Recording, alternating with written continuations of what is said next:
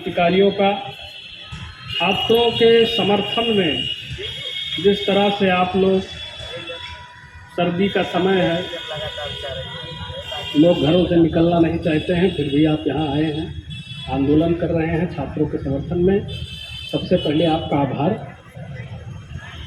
छात्रों की जो मांग है वो आप सब उससे परिचित हैं।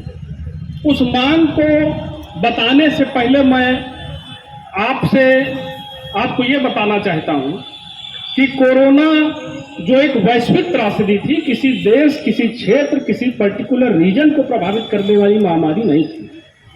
यह एक वैश्विक त्रासदी थी और उस त्रासदी की मार समाज के हर तबके पर पड़ी। क्या छात्र समुदाय इससे अछूता रहा?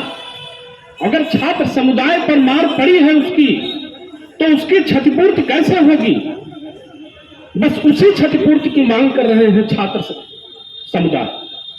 छात्र कह रहा है, मैं आज बात कर रहा हूं विशेषकर यूपीएससी एस्पिरेंट्स की, जो पिछले 2 सालों से दिल्ली के जंतर मंतर पर, राजेंद्र नगर में आंदोलन कर रहे हैं कि हमको परीक्षा में बैठने का एक फेयर चांस दे दीजिए। और फेयर चांस क्या है? कोरोना की 2 लहर हम लोग भली भांति जानते हैं। हम में से बहुतों ने अपनों को खोया है, बहुत से लोग गंभीर रूप से बीमार पड़ गए। सरकार की गाइडलाइन थी, कोई घर का एक व्यक्ति भी अगर कोरोना पॉजिटिव हो जाता था तो पूरा घर क्वारंटीन हो जाता था। ऐसी स्थिति में उस छात्र से कैसे आप अपेक्षा कर सकते हैं कि वो एग्जाम हॉल तक जाएगा और परीक्षा देगा? अब इसमें क्या जायज है, क्या नाजायज, इसको सरकार को निर्णय लेना है। हम बस अपनी व्यथा और वेदना आज इस धरना के माध्यम से प्रकट कर रहे हैं छात्रों के समर्थन में। 2 साल हो गया, यूपीएससी एस्पिरेंट्स कह रहे हैं कि हमने तमाम सांसदों के दरवाजे खटखटाए, मंत्रियों से मिले, कार्मिक मंत्री से मिले और बीजेपी के संगठन प्रभारियों से मिले, लेकिन किसी ने अभी तक कोई अच्छी प्रभावी कार्रवाई उनके पक्ष में सुनिश्चित नहीं की है। 2 साल का ये दौर विशेषकर सामान्य वर्ग के छात्र, जिनको 6 अटेम्प्ट मिलता है और 32 वर्ष की आयु मिलती है, आयु सीमा। लेकिन केवल ये सामान्य वर्ग की बात नहीं है, हर वर्ग के लिए बात है कि जिनका अंतिम प्रयास रहा होगा 2020 में, 2021 में, और वो कोरोना से प्रभावित होकर के उस परीक्षा में नहीं बैठे होंगे, तो उसकी क्षतिपूर्ति कैसे होगी? अब वो परीक्षा में कैसे बैठेंगे? इसी सरकार ने एक राहत पैकेज दिया है। अभी गुरुजी हमारे रामानंदन त्रिपाठी जी बता रहे थे कि सरकार ने 20 लाख करोड़ का राहत पैकेज दिया, समाज के हर तबके को लाभ देने का कार्य किया कि जो भी इससे प्रभावित हैं, अर्थव्यवस्था चरमरा गई, लोगों का जनजीवन प्रभावित हो गया, उसको कैसे चलाया जाए, हर वर्ग को आपने लाभ पहुंचाने का काम किया, चाहे व्यापारी हो, कोई संस्था हो, संगठन हो, विद्यालय हो, सबको। तो फिर छात्रों के साथ ऐसा सौतेला व्यवहार क्यों किया जा रहा है? उनकी मांग को नाजायज क्यों ठहराया जा रहा है? हर तरफ से हताश और निराश होकर के जब छात्र सर्वोच्च न्यायालय का दरवाजा खटखटाते हैं, तो वहां पर सरकार अपने हलफनामे में कहती है, बिल्कुल गैर तार्किक बात करते हैं, वहां पर अपना काउंटर एफिडेविट वहां पर सरकार फाइल करती है और कहती है कि यूपीएससी एस्पिरेंट्स के लिए जो भी मौजूदा प्राविधान है प्रयासों के, आयु सीमा के, उनमें परिवर्तन किया जाना संभव नहीं है, और अगर किया भी गया तो इससे गलत परंपरा की शुरुआत हो जाएगी। कैसे संभव नहीं है? क्यों संभव नहीं है? क्या यह पहली बार है जो यूपीएससी ने छात्रों को छूट दिया है? सन 79, सन 90, सन 92, 2014, पता नहीं कितनी बार यूपीएससी ने नए नए पैटर्न्स लागू किए, छात्रों ने विरोध किया तो उनको अवसर दिया गया। आज क्या बाध्यता आ गई आपके सामने? 3 कृषि कानून आप लाए थे, उन कृषि कानूनों का महिमा मंडन खूब हुआ कि ये किसानों के हित में है। किसानों ने 14 महीने तक दिल्ली की सीमाओं को जाम कर दिया। अगर कृषि कानून हित में थे तो आपने वापस क्यों लिया, क्यों रद्द किया आपने? है जवाब इसका? सही को आपने गलत क्यों बनाया? आप जानते हैं कि यूपीएससी एस्पिरेंट्स अराजक समाज के गैर सामाजिक तत्व नहीं है। ये सड़कों पर नहीं आ सकते हैं, रेल की पटरियां उखाड़ना नहीं जानते हैं, इसलिए शायद आप इनको अनसुना कर रहे हैं। किसानों की मांग, आप कृषि कानून का बखान करते हुए उसको रद्द कर देते हैं, तो ये व्यवस्था नहीं है, ये मनमानी तंत्र आप बना रहे हैं कि हम अपनी मनमानी करेंगे।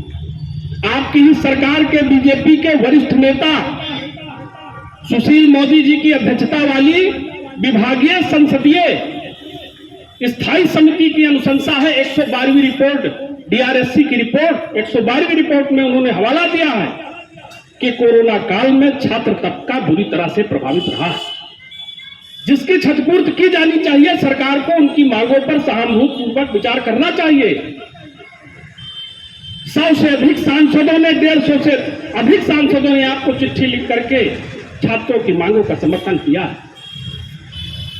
संसदीय समिति कह रही है, सुप्रीम कोर्ट ने भी सुझावात्मक निर्देश आपको दिया है कि एक लीनियंट व्यू रखिए, छात्रों को उनका हक दीजिए। हम आपसे तथ्यों और तर्कों के आधार पर अपनी दलील रख रहे हैं, अपनी बात रख रहे हैं। आपने अग्निवीर योजना में 17.5 से 21 वर्ष तक व्यवस्था है चयन की, उसमें भी आपने देखा 2 वर्ष भर्तियां नहीं हुई कोरोना काल की वजह से। फिर आपने क्या किया कि 2 वर्ष ऊपरी आयु सीमा में आपने छूट दे दिया एक बार के लिए। अग्निवीर को आपने दिया, एसएससी जीडी, एसएससी सीजीएल सब में आपने छूट दिया। तो एसएससी जीडी में आप दे सकते हैं, सीजीएल में दे सकते हैं, अग्निवीर को दे सकते हैं। आज यूपीएससी एस्पिरेंट्स के साथ ये सौतेला व्यवहार क्यों कर रहे हैं? देश का क्रीम टैलेंट, हमारे देश के छात्र जो आज छात्र हैं, मत भूलिए, कल भारत का मुस्तकबिल है, भारत का भविष्य है। कल वो चाहे व्यापारी होंगे, किसी डॉक्टर होंगे, इंजीनियर होंगे, किसी भी व्यवस्था में होंगे, तो भारत के असली कर्णधार वही होंगे। कल के भारत के सृजनकर्ता, कल के भारत के खेवनहार आज के छात्र हैं। और आज इन्हीं छात्रों से ये द्वेषपूर्ण रवैया जो दिखा रही है सरकार, ये बहुत ही निंदाजनक है, बहुत ही निराशाजनक है। जिनको आत्म केंद्रित होकर दुनिया को भुला करके एक तपस्वी की तरह अध्ययन करना है, वो सड़कों पर आंदोलन कर रहे हैं। शर्म आनी चाहिए ऐसी सरकार को, ऐसी तथाकथित राष्ट्रवादी सरकार को, जिसके शासन में विद्यार्थियों को सड़कों पर आ जाना पड़े। आपके पास कोई आधार नहीं है ये बताने का कि उनकी मांग नाजायज है, गलत है। कैसे कहेंगे? कोरोना क्षतिपूर्ति यूपीएससी एस्पिरेंट्स को क्यों नहीं दी जा रही है? वो आपसे नौकरी की मांग नहीं कर रहे हैं, बस परीक्षा में बैठने का अवसर चाहते हैं। ना आप सांसदों की सुन रहे हैं, ना आप संसदीय समिति की सुन रहे हैं, ना सुप्रीम कोर्ट की सुन रहे हैं, ना संगठन की सुन रहे हैं, और ना जनता की सुन रहे हैं। लोकतंत्र है, समझ जाइए। तुमसे पहले जो तख्ते नसी था, उसे भी अपने खुदा होने पर उतना ही यकीन था। मत भूलिए, समय सत्ता चलायमान है, परिवर्तनशील है, बदलती रहती है। आज राजा कोई है, कल कोई और होगा। मनमानी तंत्र मत बनाइए लोकतंत्र को। लोकतंत्र में लोकमत को सर्वोपरि रखा जाता है, उसका सम्मान किया जाता है। ये लोकमत की बात तो छोड़िए, आप तो छात्र हितों को भी आपने ताक पर रख दिया। शर्म आनी चाहिए ऐसी सरकार को। फिर भी सरकार से पूरी शांति प्रिय तरीके से, लोकतांत्रिक तरीके से हम लोग यहां आंदोलन कर रहे हैं और सरकार से अपील कर रहे हैं कि अब भी समय है, छात्रों को उनका हक दीजिए। अपनी जिंदगी के महत्वपूर्ण वर्ष, अपनी जवानी खपा करके वो भारतीय प्रशासनिक सेवा का हिस्सा बनने का प्रयास करते हैं। ये वो परीक्षा है